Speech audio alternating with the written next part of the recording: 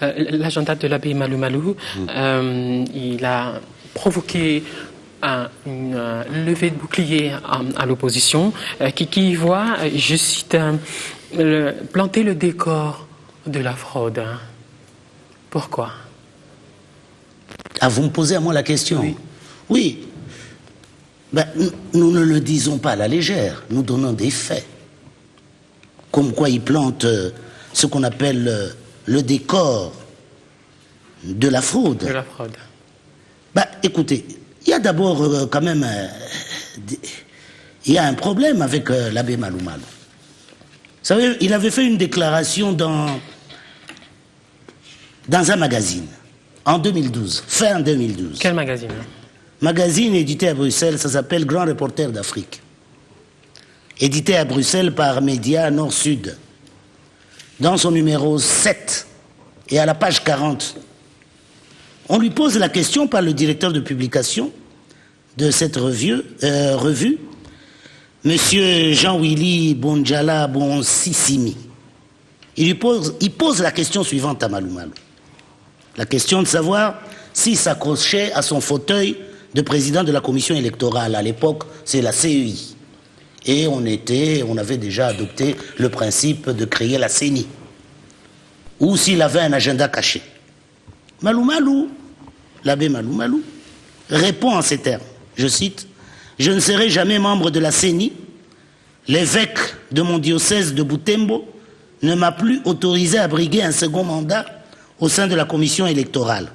Je dois obéissance à mon évêque. » Depuis, l'eau a eu le temps de couler sous les ponts. Et l'abbé Malou Malou, prêtre de son état, a transgressé un des 10 commandements de Dieu. Tu ne mentiras point. Alors, M. Kambila. Et il est allé plus loin.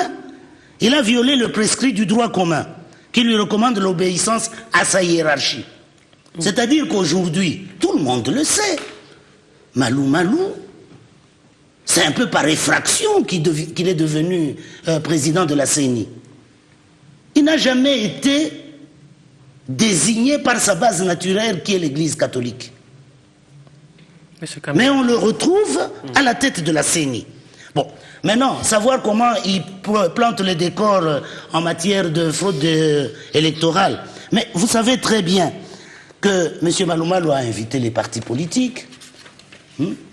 Il leur a fait signer un formulaire. Et sous ce formulaire, il est mentionné que vous vous engagez à respecter le code de bonne conduite qui n'est pas encore édicté. Oui, ce code de bonne conduite n'est pas encore édicté. Mais on demande aux partis politiques de signer un formulaire sur lequel il est indiqué « Je m'engage à respecter le code de bonne conduite ». Mais je crois que, après tout ce qu'il y a eu autour de l'abbé Malou Malou, contesté par sa base naturelle qui est l'Église catholique, contesté par une grande partie de l'opinion, l'élégance devrait pousser M. Malou Malou, l'abbé Malou Malou, à se déporter. Alors, où il est ce décor de la fraude? Le décor de la fraude, je vous signale. D'abord, premièrement, on vient en date du 20 janvier.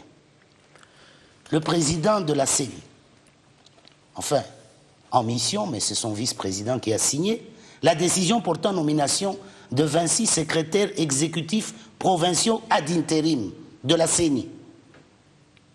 Ce qui est sûr, c'est que sur les 26, il y en a 20 qui sont membres avérés de la seule famille politique. Vous avez leur carte d'une seule famille politique, vous avez vu leur à savoir la majorité présidentielle. Avez-vous vu leur carte Mais ils sont notoirement connus. Nous n'avons pas besoin d'avoir leur carte d'adhésion. Moi, est-ce que vous avez ma carte d'adhésion au FAC Opposition?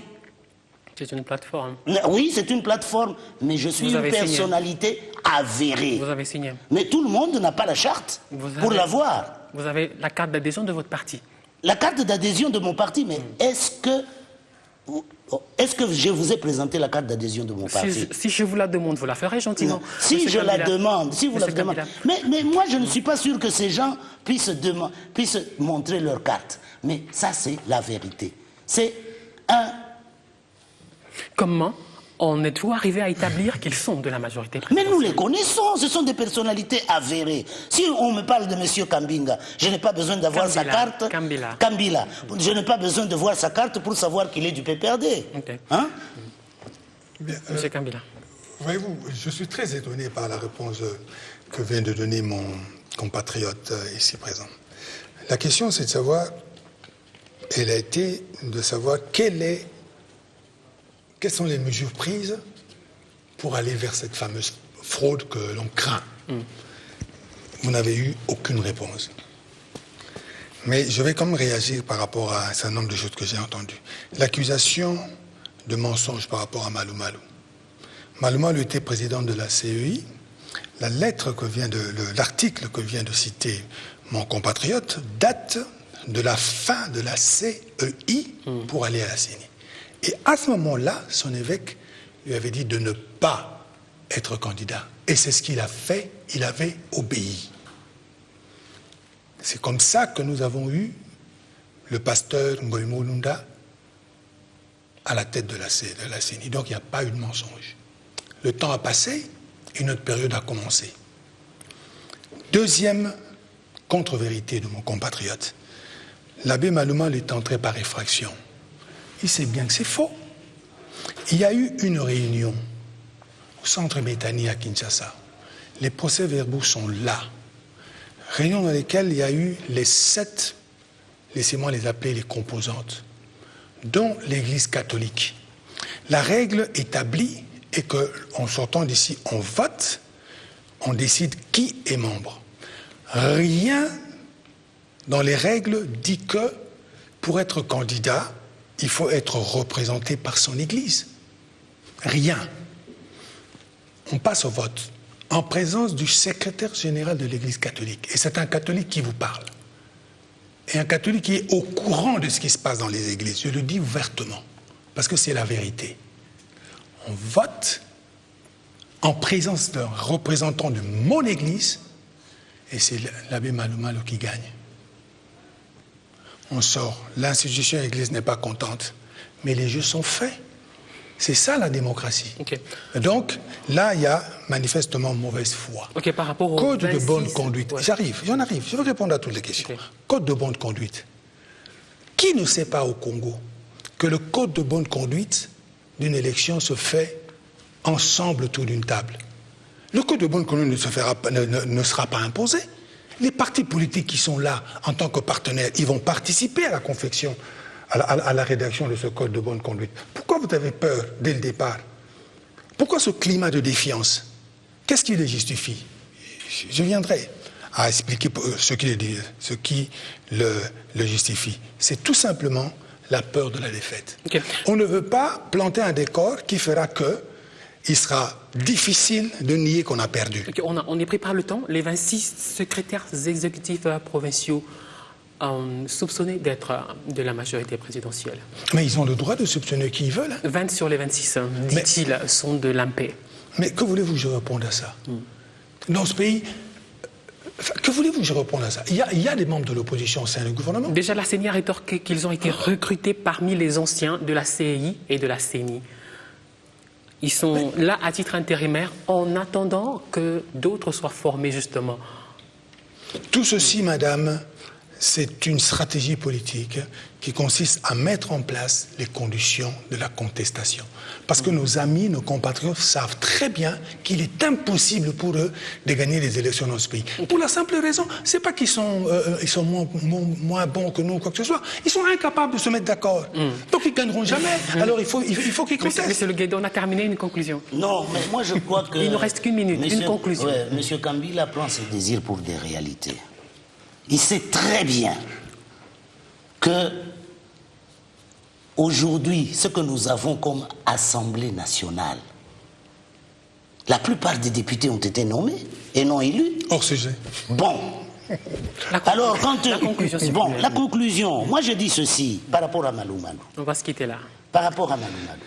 À propos des nominations, les nominations ont été faites même en violation, je dis bien en violation de la loi portant organisation et fonctionnement de la CENI. Parce que cette loi parle de 4 étapes pour arriver à la nomination. À ce sujet, justement, j'ai entendu... Ces étapes n'ont pas été respectées. J'ai entendu dire que le règlement d'ordre administratif et financier de la commission électorale est en cours d'élaboration. Il sera incessamment présenté à la Cour suprême de justice pour validation. Et c'est en ce moment-là que les secrétaires exécutifs provinciaux définitifs seront mis en place. Vous parlez de la loi financière, moi je parle des nominations. Les nominations doivent respecter les prescrits de la loi portant organisation et fonctionnement de la CENI. Et les nominations, il y a 4 étapes. Okay. Et ces 4 étapes n'ont pas été respectées. Votre conclusion, on a terminé. C'est pas fini.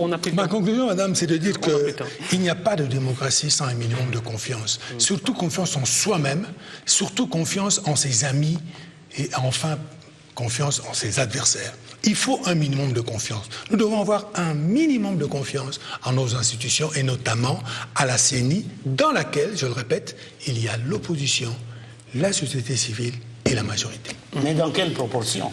Merci beaucoup. Dans quelle proportion?